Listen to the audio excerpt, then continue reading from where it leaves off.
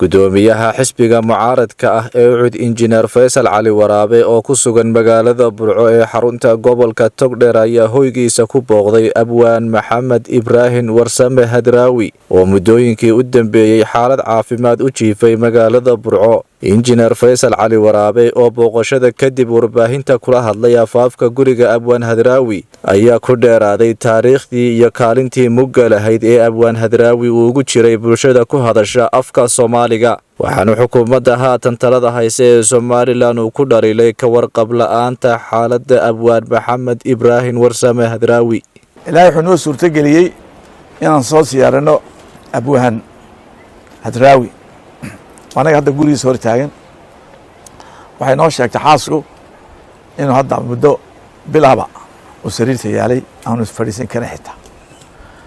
xanuunka waa la wada ilaahay subxaanahu watacaala xanuun waa jiraya laakiin waxaan ka qoomaysanahay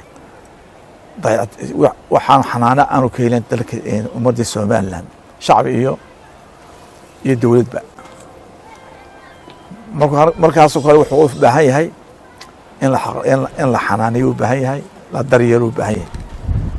Hadraawi waa ogtihiin dee qiimuhu ku leeyahay geeska Afrikaba ama dhulka ay degto Soomaalidu.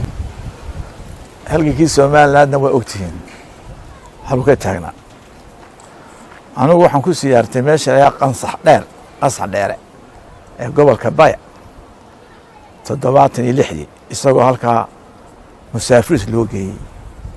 dadkan kicin buu kacay oo arkay inuu fircoon afweyne aanu khayr lahayn.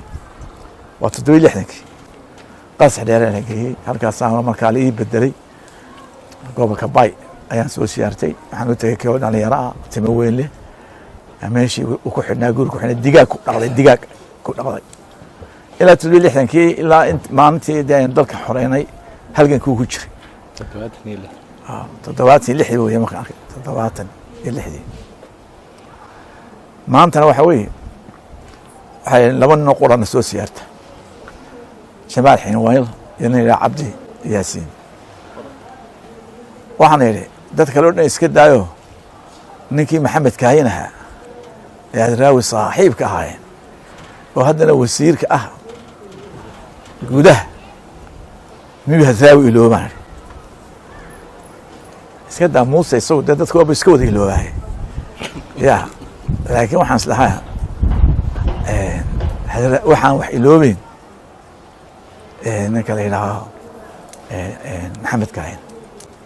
marka waxaan leenahay waa mujaahid daqooyinkii mujaahidna way sheegan jiro mujaahidkiina ugu weynaa u jeefaaye galadi ku arkaan leeyahay shacabka reer Soomaaliya waxaan leeyahay Hadraawi waa symbol of our xarakadeyni waa calaamadii halgankeena. maalin bas saas loo rogi jiray halganka dad wataan gabayadiisa iyo wixii action kila sameyn jiray rabbi waxad moosaa in rehearsal lagu sameynayo magaalada saaya gabayadiisa maansadiisa. ilaahay waan u ducaynaa subxaanahu wa ta'aala ilaahay caafimaad ha siiyo subxaanahu wa ta'aala ilaahay akhriisana hagaajiyo oo khaatimadina hagaajiyo.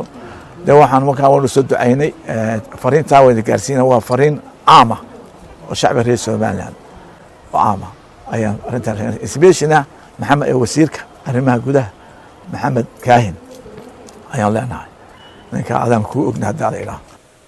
Shucayb Xasan Dheere, Sahan TV, magaalada Burco.